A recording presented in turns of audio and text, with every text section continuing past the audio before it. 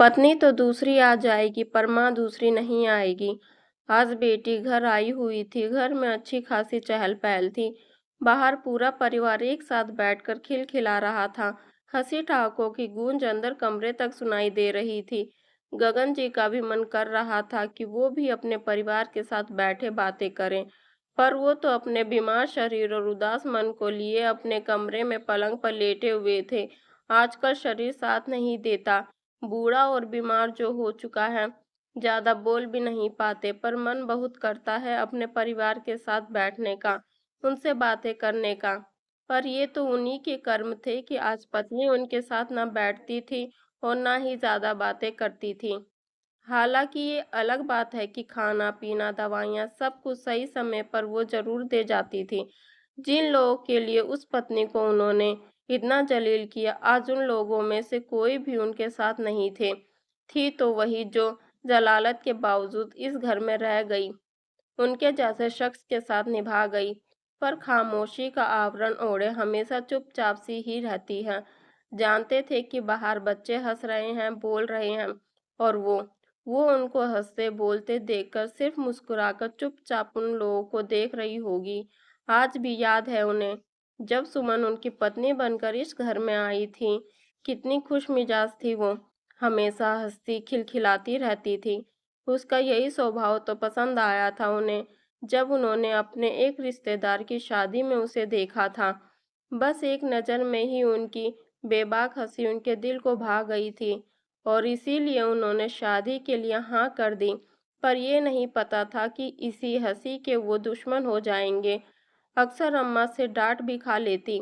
आखिर बहू का इतना हंसना बोलना उन्हें पसंद नहीं था। और फिर अपनी अम्मा का मन रखने के लिए गगन जी भी सुमन को ही डांट कर चुप करा देते थे। इसीलिए सुमन भी क्या करती, अपने स्वाभाविक स्वभाव को तो छोड़ नहीं सकती थी, और उसका स्वभाव तो वैसे ही हंसमुख था, तो वो फिर कुछ देर बाद वापस वैसे ही हो जाती। गगन जी भी मन ही मन मुस्कुरा कर रह जाते, पर अम्मा के सामने खुलकर जाहिर नहीं करते। लेकिन उस दिन जो कुछ हुआ, उसके बाद सुमन का वो स्वाभाविक स्वभाव कहाँ गायब हो गया। उसकी कसक आज भी गगन जी के मन में थी। जरा सी हिम्मत नहीं कर पाए अपनी अम्मा के सामने ये जानते हुए कि पत्नी सही है, और पत्नी को ही दबाकर रख दिया। उस दिन छोटी बहन जानकी की सगाई थी। बड़ी बहन आरती भी घर पर आई हुई थी, और कई खास रिश्तेदार घर पर मौजूद थे। सगाई का प्रोग्राम पूरा हो चुका था। सुमन और आरती ने सारा सामान अम्मा के कमरे में रख दिया था। सुमन के मायके वाले अपने घर रवाना हो चुके थे। बाहर सभी खास रिश्तेदार बैठे बातें कर रहे थे। गगन भी उन्हीं लोगों के साथ था। इधर सुमन रसोई में काम कर रही थी कि बाहर से अम्मा जी के जोर जोर से चिल्लाने की आवाज आई। हे भगवान, मैं तो लुट गई, बर्बाद हो गई। कौन बैरी दुश्मन पीछे पड़ा है। अचानक अम्मा की आवाज सुनकर सब लोग अंदर की तरफ भागे। अम्मा अपने कमरे में थे। गगन ने आकर अम्मा से पूछा, क्या हुआ अम्मा, इस तरह रो क्यों रही हो, क्या हो गया। पर अम्मा तो जोर जोर से छाती पीट पीट कर दहाड़े मार के रो रही थी, चुप होने का नाम ही नहीं ले रही थी। अरे बताओ तो सही, हुआ क्या है। रोना बंद करोगी तो हमें पता चलेगा ना, पीछे से मामा जी ने भी कहा। मामा जी की बात सुनकर अम्मा रोते हुए बोली, अरे जानकी के ससुराल से आए हुए गहने कहाँ हैं, मिल नहीं रहे, जरूर चोरी हो गए होंगे।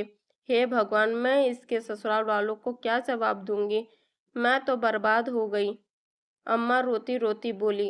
अम्मा के बोलते ही अजीब सी खामोशी घर में छा गई। अरे ध्यान से देख, इन्हीं सामान में कहीं रखा होगा। मामा जी दोबारा बोले। भैया, पूरा सामान ऊपर नीचे करके देख चुकी हूँ, पर गहने नहीं है, जरूर चोरी हुए होंगे। अरे शुभ शुभ बोल, एक बार हमें देखने दे। अम्मा को परे हटाकर मामा जी खुद सामान चेक करने लगे, लेकिन उनमें गहने नहीं थे। फिर कुछ सोचकर मामा जी बोले, अरे गहने कोई इन सामानों के साथ यहाँ रखेगा क्या, अलमारी में रख दिए होंगे तुमने, देख जरा। अरे मैंने सामान कहाँ रखा, सामान तो आरती और सुमन रख रही थी। हाँ तो आरती और सुमन से पूछ लें, जरूर उन्होंने अलमारी में रख दिए होंगे। मामा जी के समझाने पर अम्मा ने आशा भरी नजरों से आरती की तरफ देखा तो आरती ने कहा, अम्मा मुझे क्या देख रही हो? कोई मैंने थोड़ी ना गहने लिए हैं। अपनी बहू से पूछो, उसी ने कहीं रख दिए होंगे। आरती के जवाब को सुनकर सुमन दंग रह गई, क्योंकि गहने की थाली तो आरती ही उठाकर लाई थी और गहने रखे भी उसी ने ही थे। जीजी ऐसा क्यों बोल रही हो? गहने तो आप ही लेकर आई थी ना। सुमन का ऐसा कहना हुआ और आरती ने रोना धोना मचा दिया। अब मेरे मायके में ही मुझ पर चोरी का इल्ज़ाम लगेगा, यही दिन देखना बाकी रह गया था। आज मेरे बापू जिंदा होते तो मजाल थी कोई मुझे इतना कहकर दिखा देता। उसे रोता देखकर अम्मा सुमन पर दहाड़ पड़ी, खबरदार जो मेरी बच्ची पर चोरी का इल्ज़ाम लगाया तो तूने ही गहने लिए होंगे। ये मेरी बेटी है, इसको मैं बचपन से जानती हूँ। अरे जन्म दिया है मैंने इसे, इनमें मेरे संस्कार कूट कूट कर भरे हैं। तू बाहर से आई है, जरूर तूने ही गहने लिए होंगे और तेरे मायके वालों को दे दिए होंगे, तभी तेरे मायके वाले इतनी जल्दी चले गए। बस अम्मा जी, आप मेरे माता पिता पर चोरी का इल्ज़ाम कैसे लगा सकती हो? मैंने तो गहनों की शक्ल तक नहीं देखी, चुराना तो दूर की बात है। सुमन ने पलटकर जवाब दिया। बस फिर क्या था, आरती और अम्मा दोनों ही सुमन पर चढ़ पड़ी, लेकिन इस बार सुमन भी बराबर जवाब दे रही थी। आखिर उस पर चोरी का इल्ज़ाम लगा था, कोई छोटी मोटी बात थोड़ी ना थी। घर में इतना हंगामा होते देखकर मामा जी ने बीच बचाव किया, लेकिन आरती और अम्मा तो चुप होने का नाम ही नहीं ले रही थी।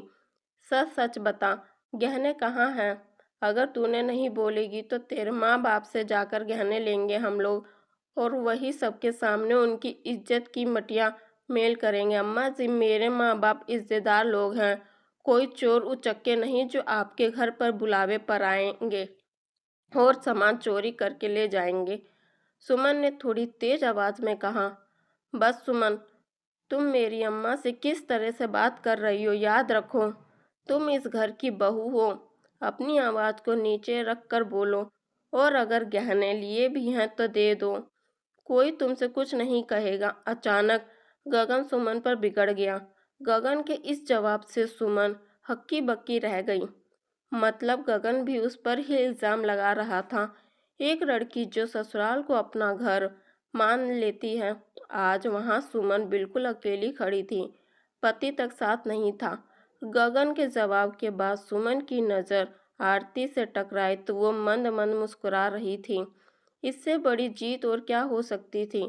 लेकिन तब तक आरती का 9 साल का बेटा अपने हाथ में एक कपड़े की छोटी सी पोटली लेकर आया और सबके सामने ही बोला, माँ ये अपना सामान नहीं है, किसी ने गलती से अपने सामान में रख दिया। इसे देखते ही आरती के चेहरे पर पसीने की बूंदें चमकने लगी। उसके चेहरे पर डर देखकर मामा जी ने वो पोटली उस बच्चे के हाथों से अपने हाथों में ले ली और उस पोटली को खोलकर देखा तो वो सब भौचक्के रह गए। उसमें जानकी के ससुराल से आए हुए गहने थे। सबने हैरानी से आरती की तरफ देखा, पर वो तो बेशर्मों की तरह अपने बेटे का हाथ पकड़ दूसरे कमरे में चली गई, जैसे कुछ हुआ ही ना हो। रिश्तेदार मुंह पर हाथ रखकर दबी जबान से बातें करने लगे। तभी अम्मा बोली, अरे वो भूल गई होगी रखकर, इसमें यूं जबान दबाकर बात करने की क्या ज़रूरत है। और फिर सुमन से बोली, बेटी है वो मेरी, उसने गहने चुराए नहीं थे बल्कि संभाल कर रखे थे अपने पास, उसकी बराबरी तो सोचना भी मत। पर तूने यहाँ तो इस तरह से सबके सामने चिल्ला चिल्ला कर मुझसे बात की है ना, उसकी माफ़ी मांग मुझसे। अम्मा की बात सुनकर सुमन की आंखों में आंसू आ गए। भला कोई औरत ऐसी निर्दयी कैसे हो सकती है? उसने आशा भरी नज़रों से गगन की तरफ देखा, लेकिन गगन तो नज़रें झुकाए चुपचाप खड़ा था। ये देखकर वो रोती हुई अपने कमरे में चली गई। लेकिन जब इतना हंगामा हो ही गया तो रिश्तेदार भी धीरे धीरे कर वहाँ से रवाना हो गए। यहाँ तक कि आरती ने भी देर नहीं लगाई वहाँ से रवाना होने में। अब घर में अम्मा, जानकी, गगन, मामा जी, बुआ जी और सुमन ही बचे थे। लेकिन अम्मा तो अब अनशन पर बैठ गई कि जब तक बहू माफ़ी नहीं मांगेगी तब तक मैं पानी की एक बूंद नहीं पीऊंगी। आखिर उसने इतने रिश्तेदारों के सामने मुझसे ऊंची आवाज में बात की तो की कैसे? सबके सामने मेरी बेइज्जती कर दी। आखिर गगन ने समझाया, अम्मा जो बात हो गई अब उसे छोड़ो भी। आप पानी पी लो, आपकी तबीयत बिगड़ जाएगी। अरे ऐसे कैसे छोड़ दूं? तेरी पत्नी ने इतने लोगों के सामने मेरी बेइज्जती की है, माफी तो उसे मांगनी ही पड़ेगी। अम्मा अपनी ही ऐंठ में बोली, पर अम्मा, आरती जीजी ने भी तो गलती की थी। आखिर सुमन की क्या गलती? अरे वाह, आज तो बीबी के लिए वो तो अपनी बहन को गलत बता रहा है। अरे वो गहने रखकर भूल गई होगी। भला कौन बेटी अपने घर में चोरी करती है?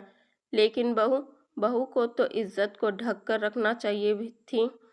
वो भी सबके सामने बेशर्मों की तरह रड़ पड़ी मुझसे। अब तू उसका साथ दे रहा है, इससे तो मैं मर जाती तो ज़्यादा अच्छा था। पर याद रख, पत्नी तो फिर भी तुझे दोबारा मिल जाएगी, माँ नहीं मिलेगी दोबारा। अम्मा आंसू बहाते हुए बोली। आखिर अपनी माँ को रोता देखकर गगन वहां से उठा और सीधे सुमन के पास कमरे में पहुंच गया और जाकर बोला, सुमन क्या ऐंठ में बैठी हुई हो तुम? जाकर अम्मा से माफ़ी मांग लो ना। देखा, उन्होंने पानी की बूंद तक नहीं पी है।